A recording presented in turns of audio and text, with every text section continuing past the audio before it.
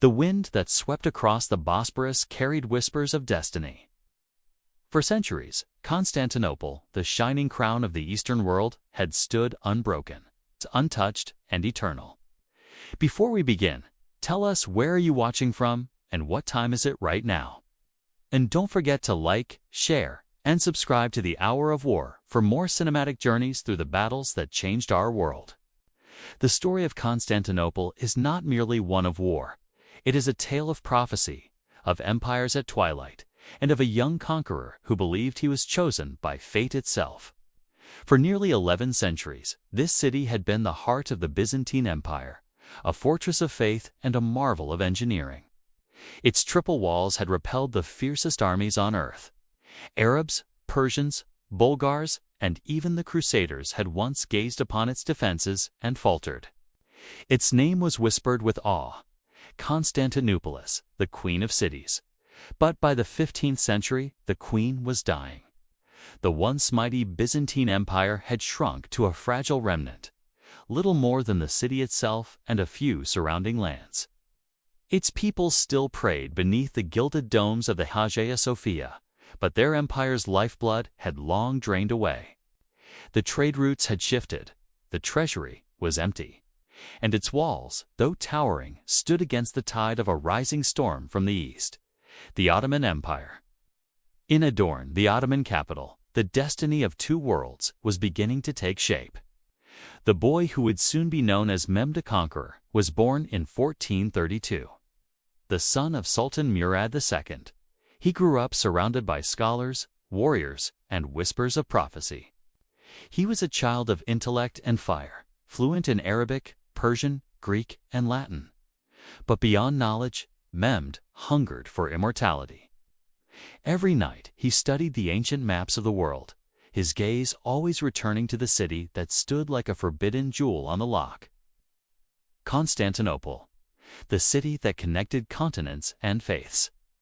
He learned that it had once been called Nova Roma, the New Rome, founded by Emperor Constantine the Great over 1,000 years ago. He knew its legends, its secrets, and the promise made by his ancestors that one day the crescent would rise above its towers. There was an old saying whispered even in the bazaars and mosques of the empire: "Blessed is the prince, and blessed is the army, that shall conquer Constantinople." Those words burned inside Mehmed's heart. But fate would not hand him glory easily. When his father, Sultan Murad II, died, Mehmed descended to the throne at only 19.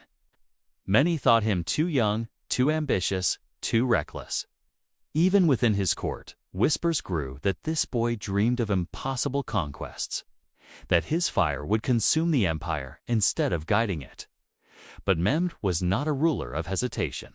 He began preparing for a campaign the world would never forget.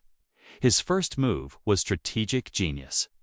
On the narrowest point of the Bosporus, directly opposite the Byzantine fortress of Anadolu Hisari, he ordered the construction of a new citadel, a massive fortress that would choke off the city's supply routes. It would be named Rumeli Hisari, the Fortress of Europe. Within months, its towering walls rose like a threat against Constantinople itself. Ships that dared pass without Ottoman permission were destroyed. The Byzantines watched helplessly as their isolation grew. From that moment on, Constantinople was no longer a city of peace. It was a city under siege by time itself. Inside the walls, the Byzantine Emperor Constantine XI Palaiologos faced a grim reality. His empire was but a shadow of Rome, a flickering flame surrounded by darkness. Yet he refused to yield. Every morning he walked along the mighty Theodosian walls, running his hand over the ancient stones that had protected his ancestors. "These walls have stood against 1,000 armies," he told his generals. "They will not fall while I still breathe." But his faith was burdened by despair. The city's population had dwindled to less than 50,000, once it had held 500,000. The army numbered fewer than 7,000 men, many of them foreigners. The treasury was dry. Appeals for aid to Venice, Genoa, and Rome brought only words, not soldiers. Still, the emperor prepared. Churches echoed with prayers, blacksmiths reforged old armor, and citizens stockpiled stones to hurl from the battlements. The people of Constantinople were ready to die as Romans, but they knew, deep down, that they were facing the end of their world. Meanwhile, in Edirne, Mehmed's plans grew darker and grander. He summoned a Hungarian engineer, Orban, who claimed he could build a cannon larger than any seen before. Mehmed listened intently and then said, "Build it, and build it for me." Months later, the ground shook with the first roar of the basilica, a monstrous cannon that could hurl 600-pound stone balls over a mile away. Its echo rolled like thunder across the plains. The young sultan smiled. When asked what he intended for the city, Mehmed simply replied, "I shall either find a throne within its walls or a grave beneath them." He was no longer a prince. He was becoming destiny itself. Spring of 1453, Constantinople awoke to the sight of the Ottoman banners stretching across the horizon. Over 80,000 soldiers, cavalry, janissaries, artillery, and engineers encircled the city like an iron sea. From the north came the Rumelian regiments, from the south the Anatolians, and from the water. The Ottoman fleet blocked the Golden Horn. At dawn, the city's bells rang. Priests led processions through the streets, chanting hymns that had echoed since Rome was young. Citizens climbed the walls, clutching crosses and icons. But across the plain, the Ottomans prayed to tens of thousands of voices murmuring in unison, "La ilaha." On that morning, both sides believed they fought for God. In his war tent, Mehmed unfurled a massive map of the city. His generals stood silently as he traced his finger across the walls. "The Theodosian defenses," he said, "will break here by cannon, by fire, or by will." Outside, the campfires of his army stretched to the horizon. Horses snorted, drums beat softly, and the smell of smoke filled the night. The Sultan's eyes reflected the glow of the flames, the same flames that would soon touch the towers of Byzantium. From his command post, he could see the distant domes of the Hagia Sophia. It gleamed like a golden sun, even in the twilight. "That," he whispered, "will be the jewel of my empire." Yet even Mehmed could feel the weight of history pressing upon him. For 1,000 years, this city had resisted the world. To take it would require more than power. It would demand destiny. And destiny, it seemed, was watching. As the muezzins called for prayer and church bells answered across the strait, the two worlds faced each other, the last emperor of Rome and the first conqueror of the modern age. Between them stood walls, faith, and the prophecy of centuries. In that moment, the world held its breath. The siege of Constantinople was about to begin. The wind over the Bosphorus carried a warning, cold, sharp, and ancient. In the east, beneath the crimson banners of the crescent, a storm was rising. In the west, bells tolled across fading empires. The fate of two worlds would soon collide. By the winter of 1452, the ancient walls of Constantinople stood like solemn guardians of a dying empire. The Byzantine realm, once the beating heart of Christian civilization, had been reduced to a trembling shadow. A handful of weary soldiers, hollow treasury vaults, and desperate prayers echoing in the Hagia Sophia. Yet across the waters, in the young Ottoman capital of Edirne, the air was electric. Sultan Mehmed II, barely 20 years of age, worked like a man possessed. His dream was not merely conquest, it was destiny written in stone and fire. Constantinople was to be the crown of Islam, the city of the world's desire. Under Mehmed's command, the empire transformed into a war machine. Blacksmiths labored day and night, sparks flying like stars, as iron was forged into weapons of divine purpose. In secret foundries, under the watch of Hungarian engineer Urban, the most terrifying instrument of war was taking shape, a cannon unlike any the world had ever seen. Its roar, Mehmed vowed, would echo from heaven to hell. Meanwhile, the Byzantine Emperor Constantine XI Palaeologos walked through the silent corridors of the great palace. He knew what was coming, the thunder of Ottoman drums, the shaking of the earth beneath thousands of boots. Still, he refused to abandon the city of his ancestors. "We will die defending her," he said to his generals. "For there is no greater honor than to stand for our faith and our home." Across Europe, news of Mehmed's preparations spread like wildfire. The Venetians, the Genoese, and the papal envoys whispered in their courts, could the Christian world rally once more to save Constantinople? But greed, fear, and politics divided them. Some feared Ottoman power, others feared each other even more. So, while Mehmed gathered armies, the West gathered excuses. In the port city of Gallipoli, Ottoman ships multiplied like shadows on the water. New fleets were being built, swift, strong, and silent. The Sultan's admirals studied the winds, charting every current and tide that would carry their galleys straight to the Golden Horn. By March 1453, the armies began to move. Across Thrace, the ground trembled under the march of tens of thousands of men, Turks, Janissaries, Anatolian warriors, engineers, and artillerymen. Horses snorted clouds of steam in the cold dawn.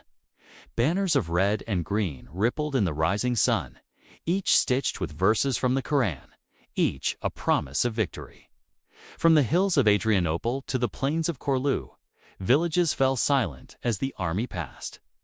Farmers and shepherds stood in awe, watching the greatest host ever assembled in the name of conquest.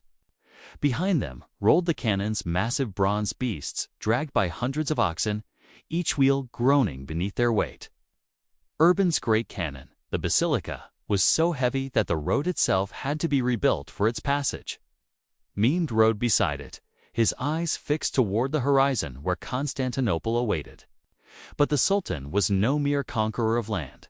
He was a conqueror of hearts and minds.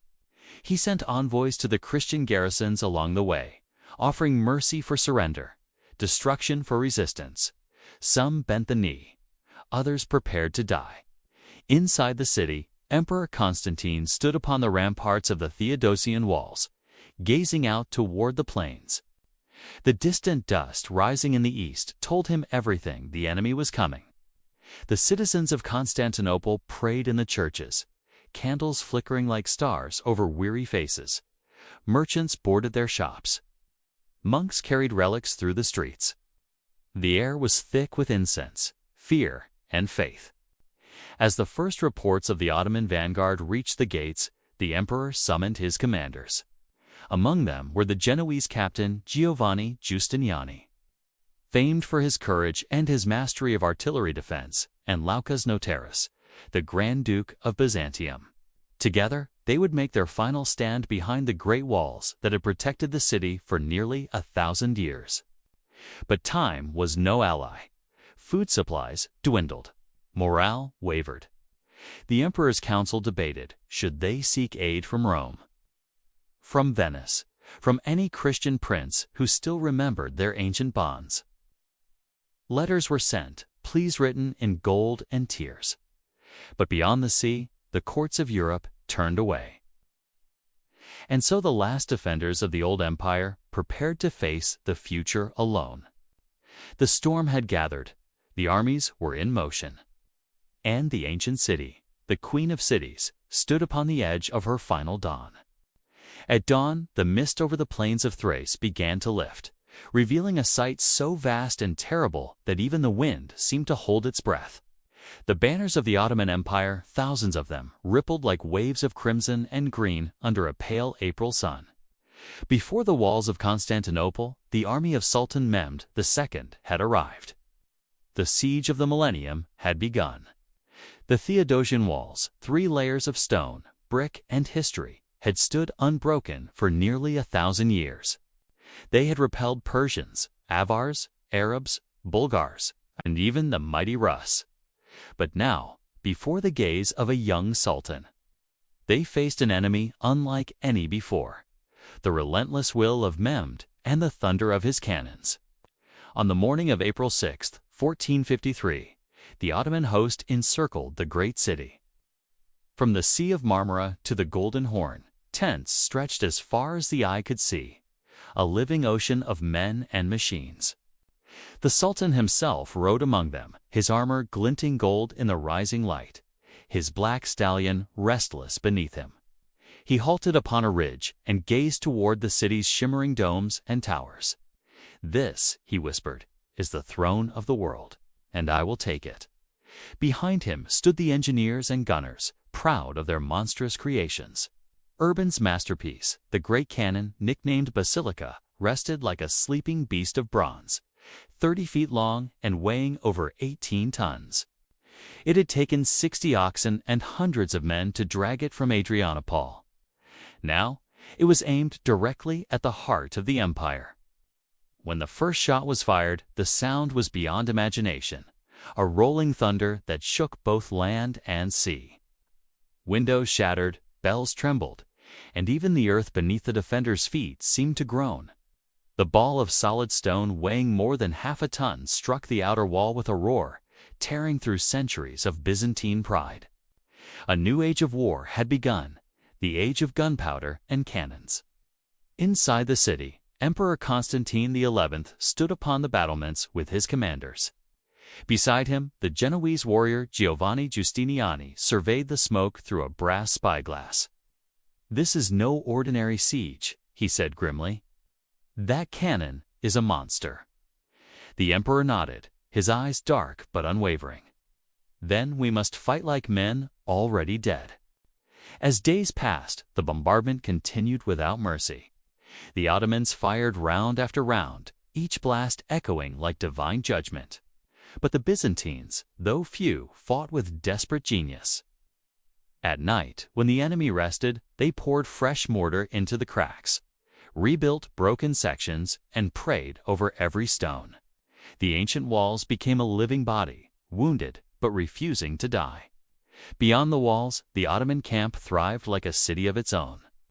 Blacksmiths hammered steel, muezzins called the faithful to prayer, and cooks fed the hungry thousands. Mehmed walked among them, speaking not as a distant sultan, but as a commander among men. "Each of you," he said, "is chosen for destiny." The prophet himself foretold this city would fall to the believers. The soldiers roared Allahu Akbar, a cry that rolled like thunder across the plain and reached even the trembling hearts within Constantinople. But not all was easy for the conqueror. The great cannon, mighty though it was, proved temperamental. Its bronze body cracked from heat, and its crews perished in explosions. Urban himself, the engineer, died when one of his creations burst apart. Still, Mehmed too pressed on. He ordered new batteries placed across the line, smaller guns working in unison to hammer the walls day and night. The rhythm of destruction became the heartbeat of war. In the city, the people prayed endlessly. Hagia Sophia, once a temple of triumph, now echoed with cries for mercy. Priests held processions through the streets, bearing relics of saints. Even children carried candles through the night, their small faces pale in the trembling light. The emperor knelt before the altar and whispered, "If this is our end, let it be worthy of history." Meanwhile, on the Golden Horn, another drama unfolded. The Byzantines, with Venetian and Genoese sailors, controlled the harbor using a massive iron chain stretched across the water, their last great defense. But Mehmed's mind was not bound by ordinary logic. If the sea could not be entered, he would bring the sea over the land. One moonless night, under cover of silence, the Sultan's engineers began a task that would stun the world. Over hills and forests, they laid a path of greased logs. From the Bosphorus inlet, 80 Ottoman ships were dragged over land, their sails furled and hulls sliding on wooden rollers. When dawn broke, the defenders of Constantinople saw the impossible, a fleet of Turkish ships gliding down from the hills into the Golden Horn, as if the sea itself had turned against them. The city's defenders were struck with disbelief. Giustiniani shouted orders. Archers took their posts, and cannons along the harbor opened fire. But it was too late. The Ottoman fleet had bypassed the chain. Constantinople was now surrounded by land and sea, truly and completely. Inside his tent, Mehmed unfolded a map upon the table.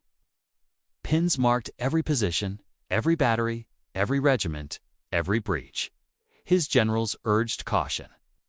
Some even spoke of retreat, but the Sultan's eyes burned with certainty. "We are not besieging a city," he said. "We are fulfilling prophecy." For 40 days and nights, the bombardment continued. The air was thick with dust and smoke. The sound of the cannons became the pulse of the earth, each explosion marking another heartbeat in the death of an empire. Yet still, the defenders held. When breaches opened, Giustiniani's men charged to fill them. When towers crumbled, monks carried stones and helped rebuild.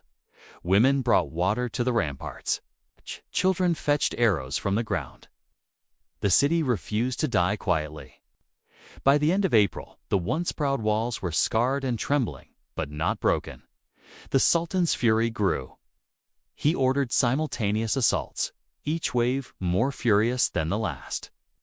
The Ottomans attacked from the land, fired from the sea, and sent sappers to dig beneath the walls, but the Byzantines countered with fire, smoke, and steel. Still, time favored Mehmed. His supplies were endless, his determination unshakable. Inside the city, food grew scarce. Horses were slaughtered. Bread was rationed. The people whispered that angels would descend to save them, but no angels came. On May 18th, the Ottomans unveiled a new weapon, a massive wooden tower, taller than the walls themselves, covered in wet hides to resist fire. It crept forward on wheels, inch by inch, under the cries of victory or paradise. But the defenders, ingenious as ever, sent out a team of saboteurs under cover of darkness. They filled tunnels beneath the tower with gunpowder and set it ablaze. When dawn came, the tower exploded in a shower of fire and splinters, and the people of Constantinople cheered from the walls. Yet their joy was short-lived. The Sultan was not defeated. He was learning. As the sun set on the 48th day of the siege, Mehmed stood upon a hill overlooking the city, the smoke of his cannons painting the sky red. He turned to his viziers and said quietly, "The walls bleed. Soon they will break." The great city trembled under the sound of the guns. The Hagia Sophia's bells rang without cease. The emperor walked the ramparts, knowing that every sunrise might be the last. The siege had become more than war. It was a test of faith, will, and destiny. Both sides knew it. Both sides bled for it. And as May drew to its final days, the world held its breath, for the end of an age was near.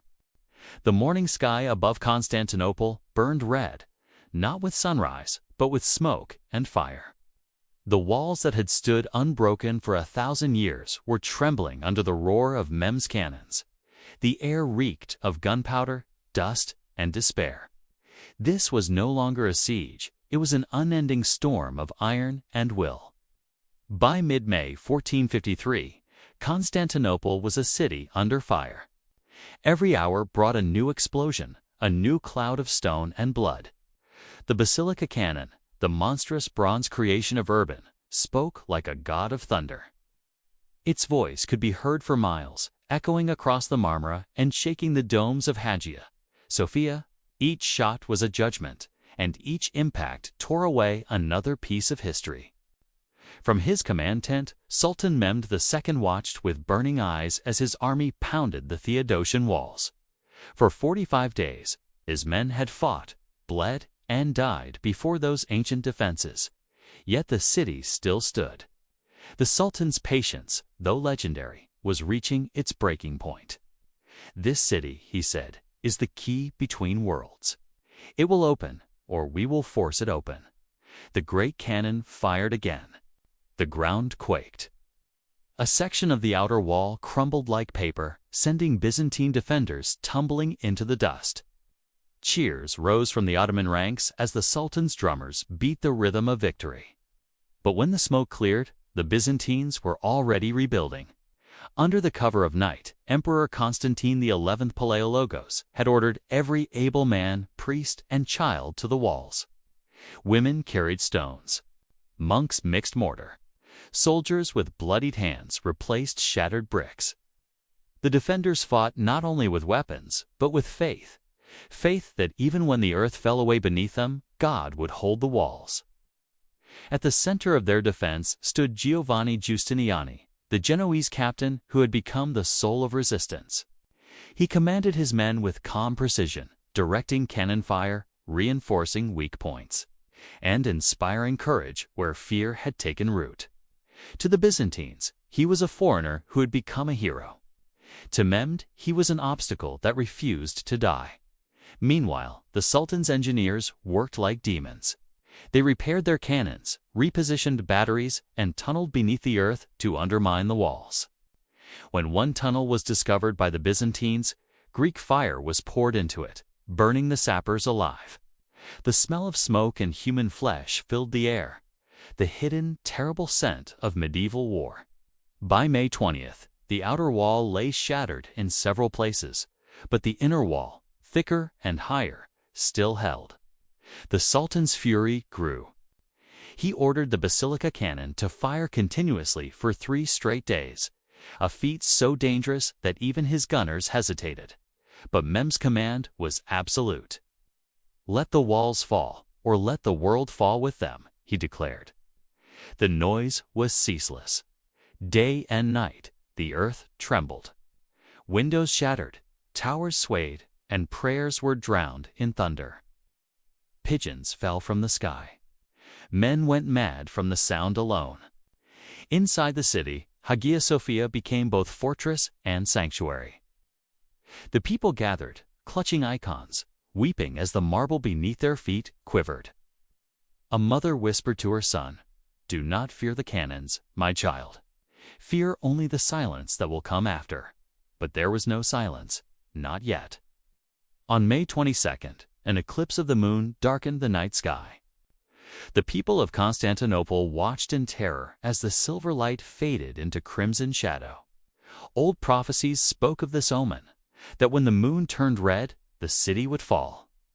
Even the emperor felt the weight of it. Yet he stood before his soldiers and said, "Brothers, this is not the end of the world. The moon hides only to test our courage. Let it return to find us still standing." At dawn, the cannons resumed.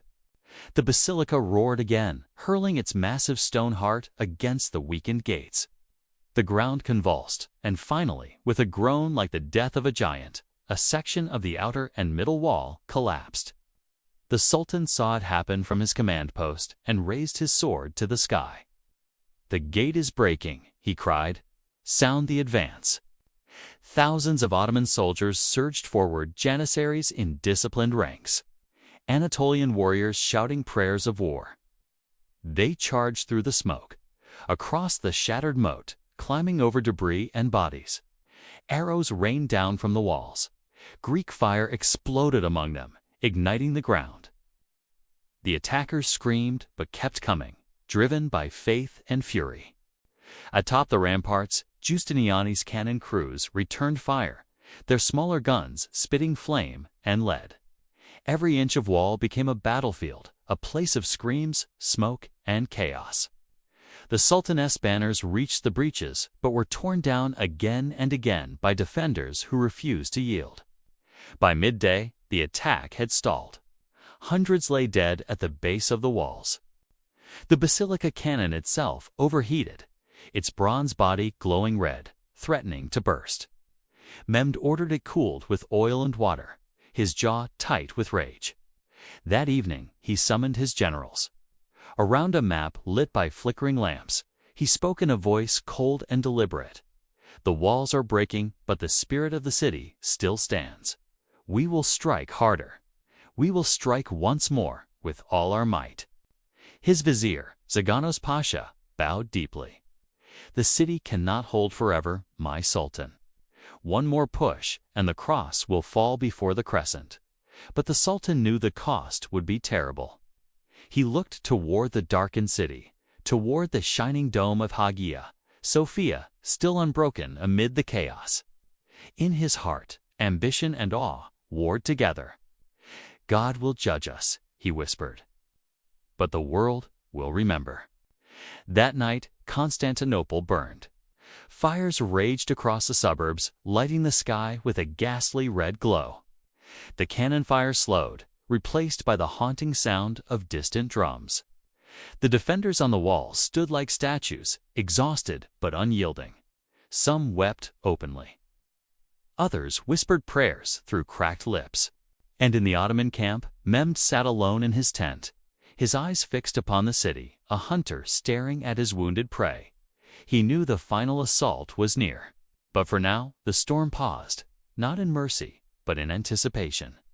The city had not fallen, but it was bleeding from every stone.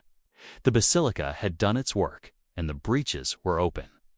The next attack would decide everything: empire, prophecy, and history itself. Night descended upon Constantinople like a final shroud. Smoke curled over the broken walls, and the fires of both camps burned like twin constellations of war. The city that had once ruled the world now stood on the edge of eternity, its fate hanging by a single breath. The end had come. It was May 28, 1453. For 53 days, the cannons had thundered. The walls had groaned, and the people had prayed. But now, the drums of the Ottoman host rolled across the plains like the heartbeat of destiny. Sultan Mehmed II, barely 21 years old, prepared to fulfill the prophecy spoken centuries before that one day. Constantinople would fall to the armies of Islam. The Sultan's tent stood silent under the moonlight. Inside, maps lay scattered, candles flickered low, and the scent of steel and oil hung in the air. Mehmed knelt upon his prayer rug and whispered, "O God, if it is written that I shall take this city, let it be done by my hand.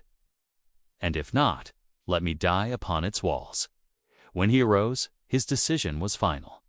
The assault would begin before dawn. Across the plain, the Ottoman army stirred, 100,000 men awakening as one. The Janissaries sharpened their blades. Archers prepared their quivers. The great cannons, the basilica and its iron sons, were loaded for the last time. Drummers beat the rhythm of judgment, echoing through the valley and across the waters of the Golden Horn. From the towers of the city, the defenders watched the campfires multiplying like stars. Emperor Constantine, the 11th Palaiologos, weary but resolute, gathered his captains in the palace hall for the final time. Around him stood Justiniani, Laucus Notaras, and the last loyal men of Byzantium, no more than 7,000 souls against the world. The emperor spoke with calm defiance. "My brothers, the moment has come. Let no one here forget that we are the sons of Rome, the guardians of this holy city. If we die in faith. If we fall, let it be upon the walls we were born to defend." Then he walked among them, clasping hands, blessing soldiers, and forgiving debts. When dawn would come, he would fight not as a ruler, but as a man among his people. In the Hagia Sophia, candles burned through the night. Men, women, and children filled the great church, their voices trembling in prayer. Priests held the sacred icons high, and the sound of hymns rose above the distant thunder of the guns. Even those who had once doubted now knelt together, Greek and Latin, soldier and merchant, noble and slave, united by one final hope. Meanwhile, outside the walls, the Sultan's orders were given. 3 waves of attack would come. First, the irregular troops to exhaust the defenders. Second, the Anatolian soldiers to widen the breaches. And finally, the Janissaries, the elite of the empire, to deliver the death blow. In the darkness before dawn, the drums fell silent. The air grew still. Even the wind seemed afraid to move. Then, with a cry that split the heavens, Allahu Akbar. The first wave surged forward. Tens of thousands rushed the walls, their torches blazing against the black sky. They climbed ladders, stumbled over rubble, fell to arrows and stones. Yet more came. The Byzantines fought with the fury of the doomed, pushing back the first assault in a storm of fire and steel. But the second wave followed before the smoke could clear. Anatolian troops advanced through the breaches, shouting for the Sultan, for paradise. Greek fire poured from above, burning men and siege towers alike. The air filled with screams and the smell of burning flesh. Still, the walls held. Then came silence, the terrible expectant silence before the storm's heart. From the Sultan's command hill, Mehmed raised his hand. Behind him, the Janissaries clad in white and red, their faces set like stone, waited for his signal. When it came, the drums began again, slow and heavy, echoing across the world. The final assault had begun. The Janissaries advanced in perfect ranks, stepping over the dead, singing hymns of victory. They carried scaling ladders, shields, and banners of the crescent moon. The great basilica cannon fired once more, its final, deafening roar shattering the gate of St. Romanus, the heart of the city's defense. The emperor himself rushed to the breach with Giustiniani and his men. Swords clashed, shields splintered, and the smoke turned the dawn red. Giustiniani, struck by a musket ball, fell wounded. His men carried him to the ships, and when he left the walls, the defenders' courage faltered. The emperor saw it and refused to flee. He threw off his imperial purple cloak and shouted, "Is there no Christian left who will die with me today?" Then, drawing his sword, he charged into the breach. He was last seen fighting beneath the banners of the crescent and the cross, a lone figure in broken armor. Surrounded by enemies, vanishing into legend. By morning, the walls had fallen. The Ottomans poured into the city through the breaches and gates.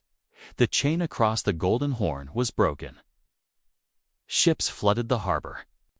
The streets ran with chaos, screams, smoke, and prayers rising together as the city of Constantine fell to the conqueror's hand. Sultan Mehmed rode through the shattered gates of St. Romanus. He dismounted before the Hagia Sophia, his eyes solemn beneath his helmet. He ordered his men to cease killing. Then, stepping into the vast, echoing cathedral, he looked up at the golden dome and whispered, "There is no God but God, and Muhammad is his messenger."